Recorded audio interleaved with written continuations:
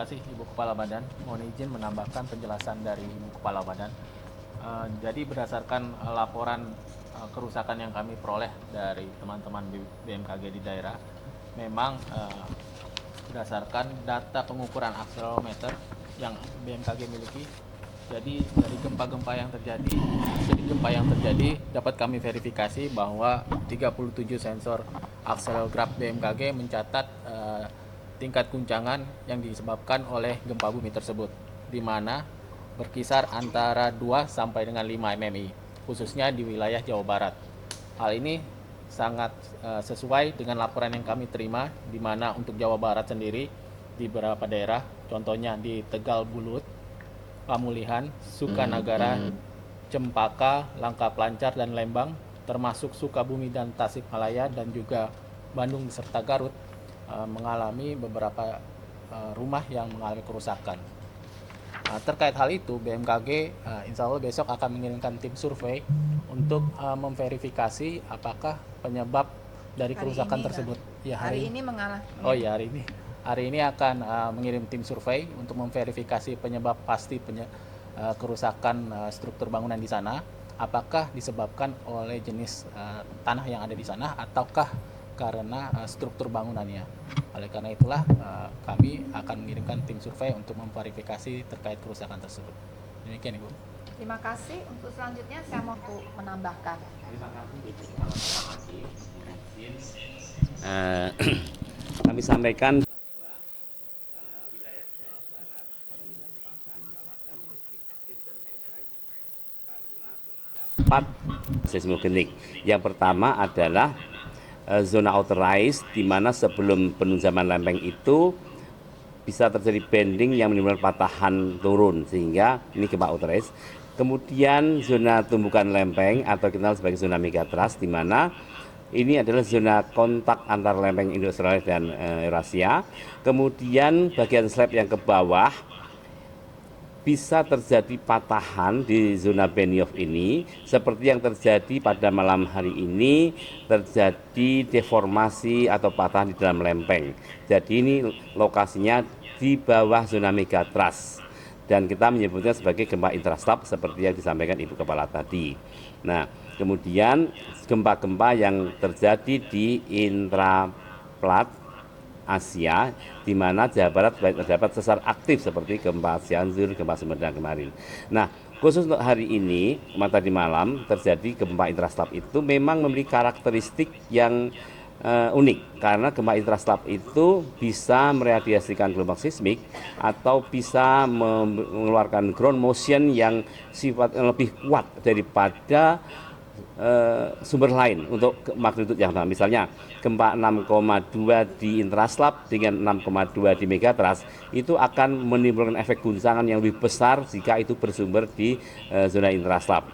Dan kita sudah mencatat banyak sekali aktivitas gempa intraslab di selatan Jawa Barat. Dan kalau kita melihat catatan gempa-gempa merusak signifikan di selatan Jawa Barat sejak tahun 1800-an, dapat kita identifikasi bahwa rata-rata gempa-gempa ini terjadi berada di zona megatrust dan di zona intraslab. Ini satu hal yang kita waspadai karena karakteristiknya yang guncangannya kuat dan spektrum luas, sehingga masyarakat Jawa Barat di dalam membangun bangunan gempa perlu memperhatikan aspek bangunan tahan gempa, karena ini merupakan ancaman permanen Jawa Barat, sehingga mitigasi harus diperkuat. Terima kasih, Ibu Kepala.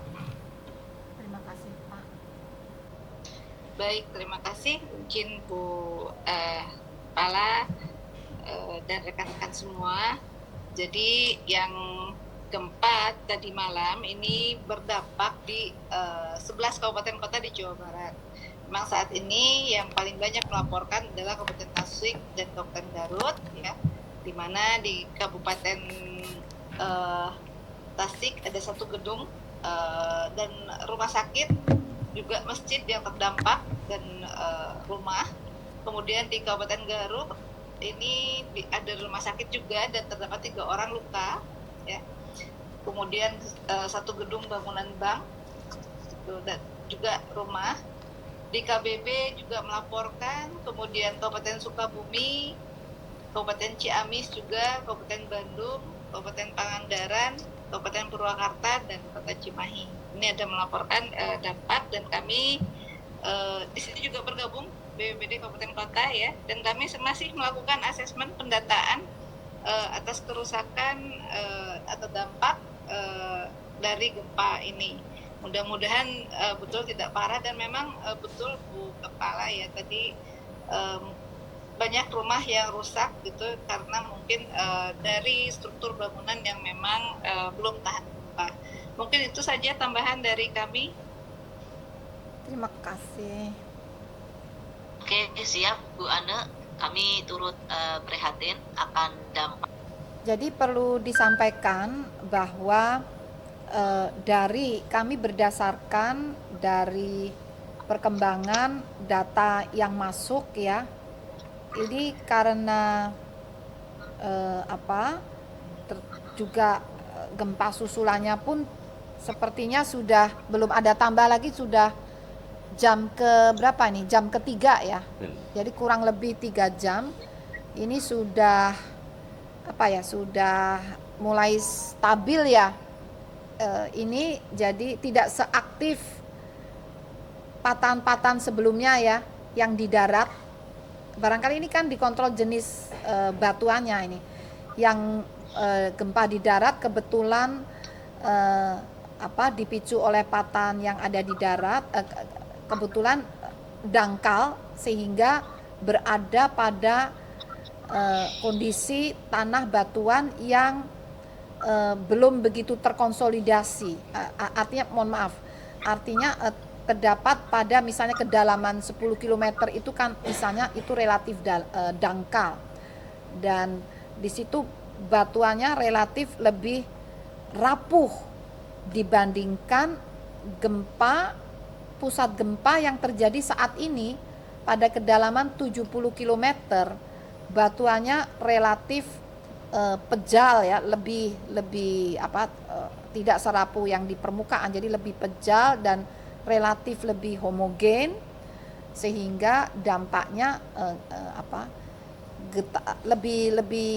jadi gempa susulannya tuh tidak akan banyak terjadi apabila batuan di mana pusat gempa berada itu lebih pejal ya, lebih pejal atau lebih ductile ya. Nah, tetapi kalau di gempa yang dangkal, batuannya lebih heterogen, lebih rapuh, maka biasanya gempa-gempa susulan ini lebih sering terjadi. Nah, dengan melihat relatif sedikitnya atau minimnya gempa susulan, insya Allah tidak memicu getaran susulan ini pun insya Allah tidak memicu patahan-patahan yang barangkali berdekatan begitu dengan melihat data ini. Nah, namun barangkali ini bisa juga kalau patahan tuh Pak Daryono atau Pak Daryono nggih, monggo Pak Daryono juga silahkan menambahkan. Kalau dari pandangan saya tadi melihat semakin tidak adanya gempa susulan, insya Allah peluang untuk memicu gempa berikutnya pada patahan yang di dekatnya, insya Allah semoga itu kecil, semoga tidak tinggi peluangnya. Monggo Pak. Terima kasih Bu. Yeah. Benar sekali apa yang disampaikan Ibu Kepala, bahwa gempa yang berpusat di zona intraslab ini memiliki karakteristik lack of aftershock atau miskin gempa susulan, karena berhubungan dengan batuannya yang homogen, yang bersifat elastik atau homogen ya, sehingga ini tidak akan banyak memicu gempa susulan. Nah, terkait dengan apakah ini juga akan memicu sumber lain, hal ini tidak mudah terjadi karena picuan statik itu juga memiliki banyak persyaratan ya. Salah satunya adalah apakah di sekitarnya itu ada zona seismogenik atau zona sumber gempa yang status akumulasi medan tegangan ini sudah maksimum dan tanda kutip matang. Kalau itu tidak ada, maka ini tidak akan terjadi. tetapi hingga saat ini tampaknya dengan kedalaman 70 km ini tidak akan terlalu berpengaruh pada gempa-gempa di zona shallow crustal atau gempa-gempa kerak dangkal sesar aktif di permukaan, sehingga masyarakat tidak perlu khawatir ini, karena memang gempa ini tampaknya akan segera meluruh dan akan stabil kembali. Terima kasih, Ibu. Terima kasih, Pak. Itu penjelasannya sama dengan yang tadi dijelaskan ya. Karena posisi kedalaman ya. Jadi pertama posisi kedalaman, pada kedalaman yang menengah ya 70 km, pada posisi itu batuannya lebih lebih homogen, lebih Elastik. elastik ya. Kemudian juga lebih pejal ya, sehingga gempa susulannya itu miskin, tidak banyak gitu ya. Beda kalau gempa dangkal di dekat permukaan, batuannya itu lebih rapuh ya, lebih rapuh, sehingga dia apabila ada di situ terjadi getarannya pun akan lebih kuat dirasakan.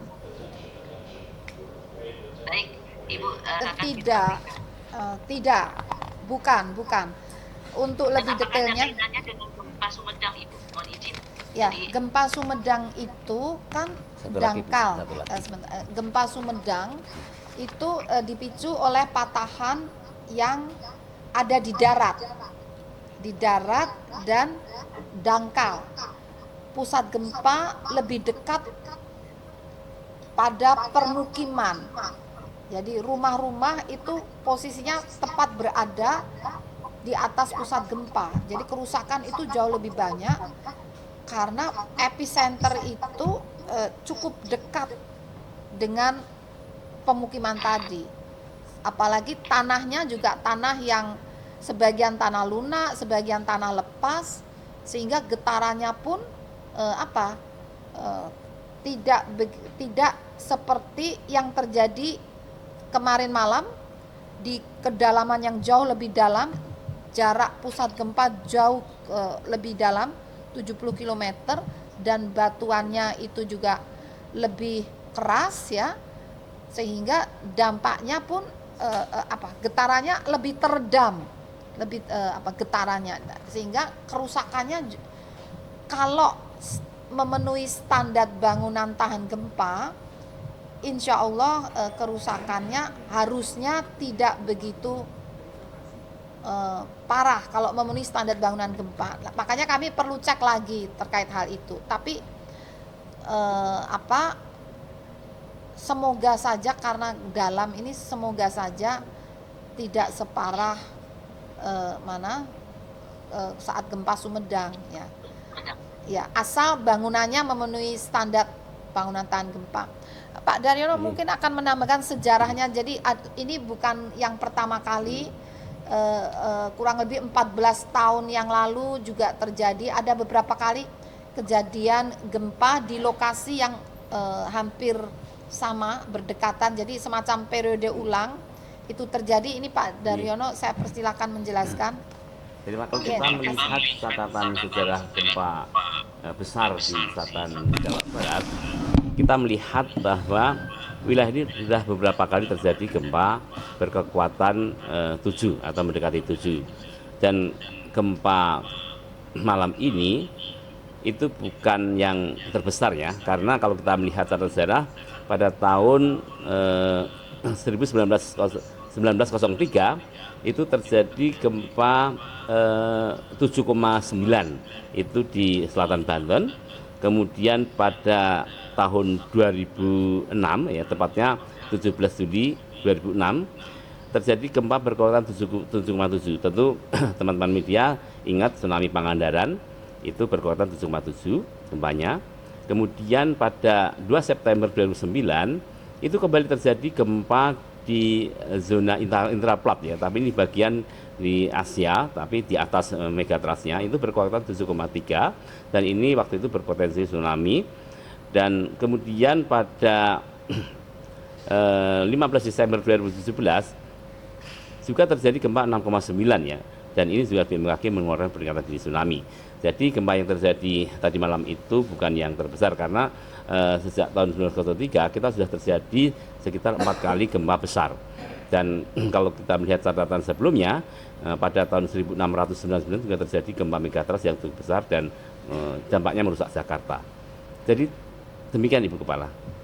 Terima kasih Pak. Cukup ya. Silakan Ibu. Halo. Halo. Udah bisa. Ya, halo. Ya. Oke, baik. Jadi memang getaran gempa ini dari beberapa data dan fakta yang sering terjadi, sering diikuti dengan terjadinya runtuhan batuan, kemudian gerakan tanah gitu ya, ataupun yang perlu diwaspadai di beberapa kasus di Indonesia termasuk di Sukabumi itu setelah kejadian gempa, kadang kalau saat itu bertepatan di musim hujan, beberapa waktu kemudian diikuti dengan kejadian banjir bandang. Ini terutama di Jawa Barat sudah terjadi beberapa kali, di Sumatera juga beberapa kali termasuk Sumatera Barat, di wilayah rawan gempa lainnya, di Sulawesi pernah terjadi juga, di Papua juga ya. Jadi prinsipnya adalah getaran gempa ini akan merenggangkan ikatan batuan atau tanah pada lereng sehingga lereng itu terpicu untuk bergerak yang sering kita sebut sebagai longsor atau runtuhan ataupun jatuhan batuan.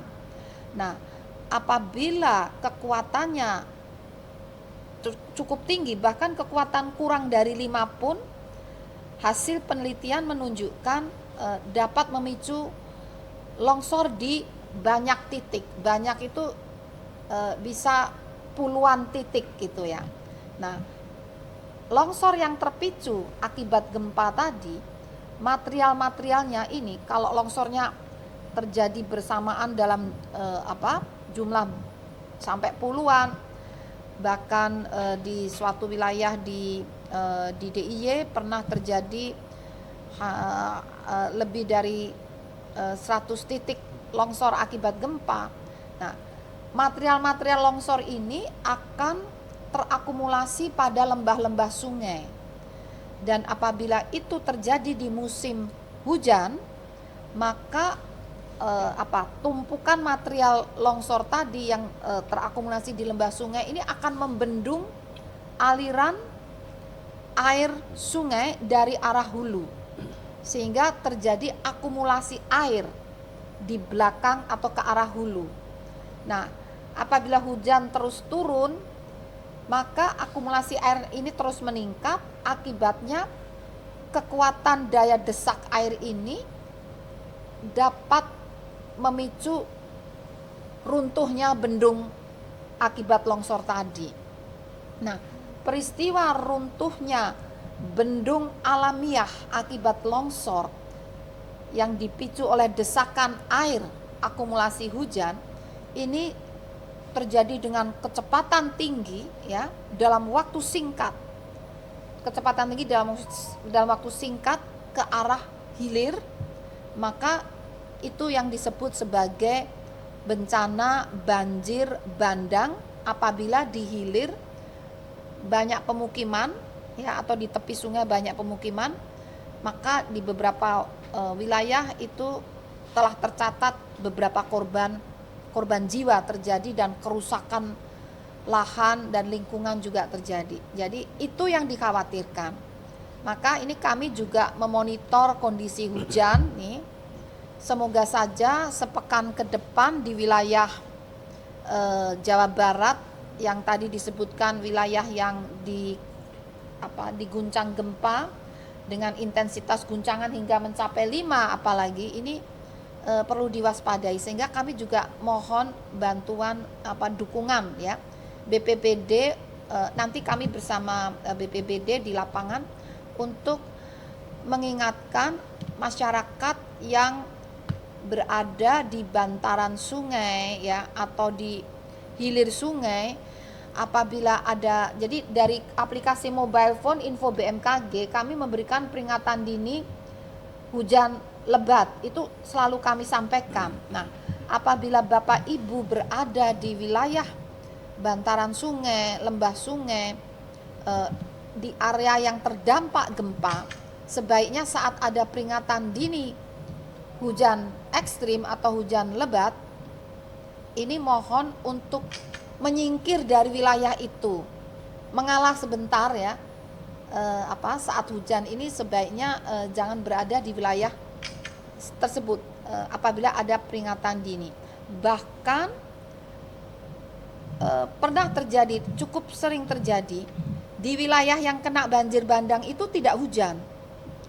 Jadi hujannya itu di hulu di mana tumpukan material longsor itu terjadi.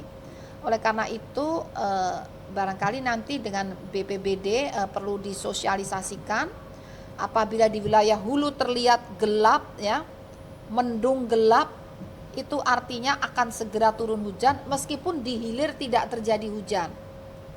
Namun tiba-tiba datang banjir bandang dalam waktu cepat karena sumbernya ada di hulu yang tadi gelap mendung, di situ ada tumpukan material longsor.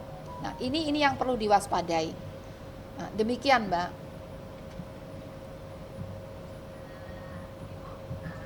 Di Jawa Barat. Terima kasih. Terima kasih sekali Mbak Ririn dan juga Bapak Ibu BPBD ya, dan juga rekan-rekan media. Jadi yang perlu kami sampaikan kepada masyarakat saat ini adalah sekali lagi terus memonitor perkembangan informasi gempa bumi ini, meskipun gempa susulannya sangat miskin ya, hanya satu setelah beberapa jam ya.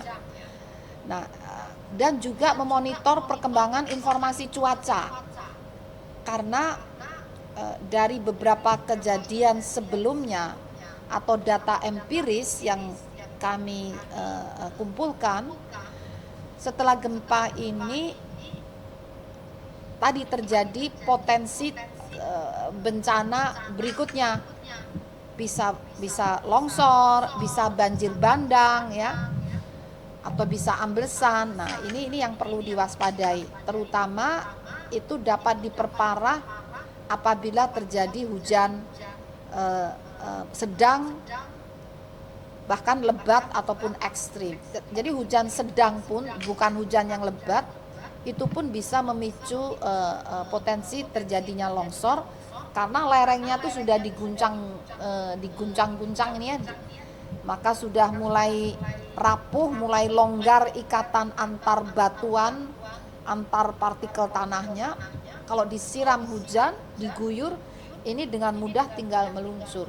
Meskipun gempa susulan insya Allah sudah nggak ada, hanya yang dikhawatirkan potensi meluncurnya ini tadi material-material yang sudah digoyang oleh gempa pada lereng. Jadi itu mohon diperhatikan dan jangan mudah terpicu terpengaruh oleh hoaks dari sumber yang tidak dapat pertanggungjawabkan. Sehingga mohon mengacu ke info BMKG.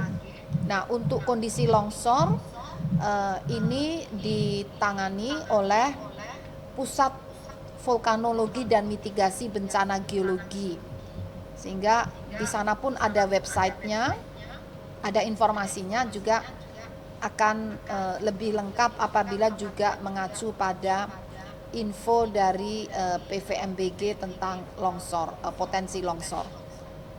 Demikian, terima kasih. Ya, Ya.